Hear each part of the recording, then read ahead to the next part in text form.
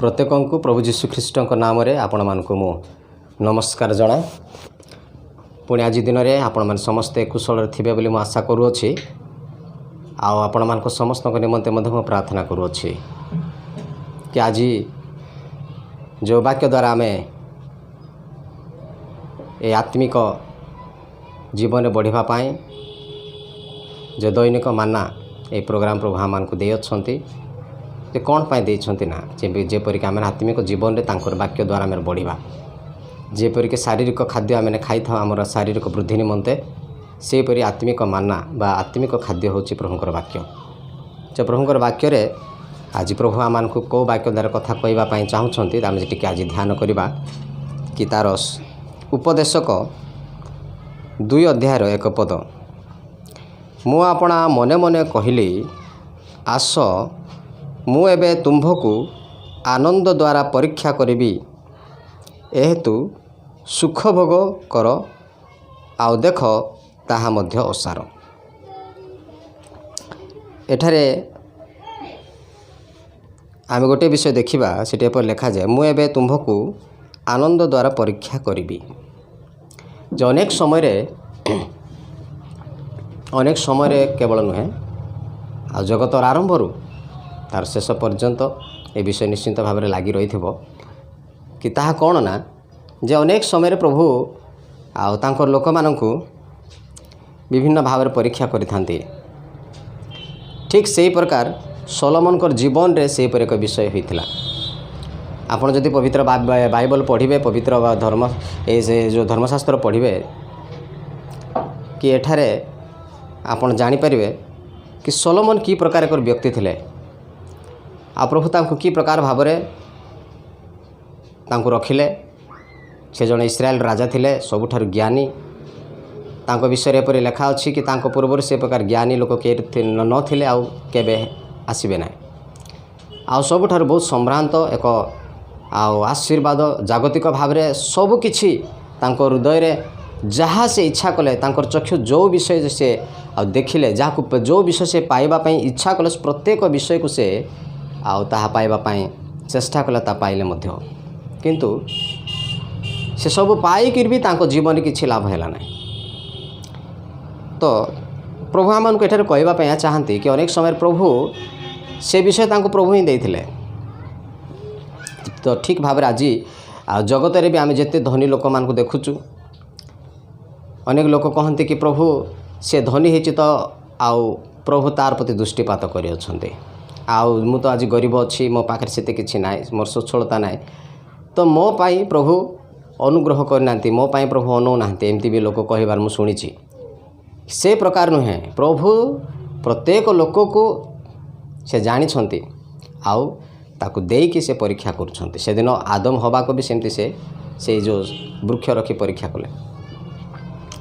तो आज प्रभु आम गोटे कहवाई यह चाहती कि प्रभु जदि आम को आशीर्वाद देइछंती अनेक लोक गोटे गाड़ी थाउ थाउ आउ 2टा गाड़ी अनेक लोक गोटे घर थाउ थाउ आउ 4टा घर एमती जागतिक विषय को संचय कर जागतिक धन संपत्ति को आदाय करी जगत आहुरी मान मर्यादा आहुरी पैसा पत्र पदवी सब पाइक मु जागतिक भाव में बहुत एक सम्भ्रांत व्यक्ति रही इच्छा करते भल विषय अनेक लोक प्रभु देइछंती किंतु से विषय को आम मुख्य स्थान देवा कथा ना। प्रभुंकर वाक्य ताहा ही कहे कि आम प्रथमे क्या मुख्य स्थान देवार अच्छी ना से प्रभु को से प्रभु जीशुख्रीष्ट को ही आम जीवन में मुख्य स्थान देवार अच्छी। जदि आम मुख्य स्थान देवा ना आमर धन संपत्ति जागतिक विषय जहाँ प्रभु आज आमको देइछंती बोली आम से विषय सबको निजर आउ मुख्य स्थान देके आम चलवा निश्चित भाव में आम से सब विषय दिने आम निमंते फांद हो कि प्रभुंकर वाक्य रे लेखाई पवित्र शास्त्र रे एपरी लेखा जाए कि से यही जो सोलोमन ये जो पुस्तक से लिखि अच्छे से निजे ही कहते से सब जाक असार बोले ये सब जाक असार ये आम कि भी नहीं पारिबा ना केवल ये जगत रे जहाँ कि आम करिचु से सब विषय ही आम को से दिन प्रभुंकर सम्मुख साक्ष्य दब ता छड़ा आम ये जगत रू गोटे पैसा भी नहीं पारिबा ना। आमकर आत्मा केवल आम प्रभु निकट को नहीं पार। तो आम आत्मा को सजाड़ा प्रभु आज जो समय देते ए धन संपत्ति सबू प्रभु जो देते आशीर्वाद कर बहुत भल विषय, किंतु ताकू की प्रकार भाव में आम व्यवहार करवा ताहा भी आमको जानवा दरकार। तो बहुत शीघ्र से आसवाई जाऊँच आउ समय से विलम्ब करेंगे ना। जदि आज से टिके विलम्ब करुँचे ताहले तार अर्थ यह नुहे कि से आसबे ना। से आम को गोटे सुजोग दौरान कि जगत रे जमती कि लोक मैंने आउ नरक न जातु बोली गोटे अनुग्रह गोटे देते आमको गोटे। तो तार आम असद व्यवहार करने कथा नुहे। अनेक लोक तार असद व्यवहार करती भावती केते लोक तुम भरी केते लोक तो कही जाउछन्ते आज्ञा आउ केबे आसबे। मोर जन्म काल मु शुणी कर आसुची मोर प्रभुकर लोक मैंने मुझे कही रखे आपण मानक निश्चित भाव से आसबे आ बहुत शीघ्र आसबे, से विलम्ब करेंगे ना। से आम प्रस्तुत होगा जागतिक विषय को अन्वेषण न करी से ऊर्ध्वस्त विषय को आम अन्वेषण करवा। प्रभु आशीर्वाद करंतु। धन्यवाद पिता परमेश्वर, आज ये सुंदर वाक्य द्वारा प्रभु तुम आमको कथा कहीअछ जे प्रभु तुमर वाक्य कहे प्रथमे तुम राज्य और धार्मिकता को अन्वेषण करने आउ तुमको सब दिज्व। प्रभु ए जगत में आज तुम आमको जहाँ देछ से जेपरी प्रभु यथेष्टर मनोभाव गोटे प्रभु तृप्तिर गोटे मनोभाव रही तुमको साहाय्य कर।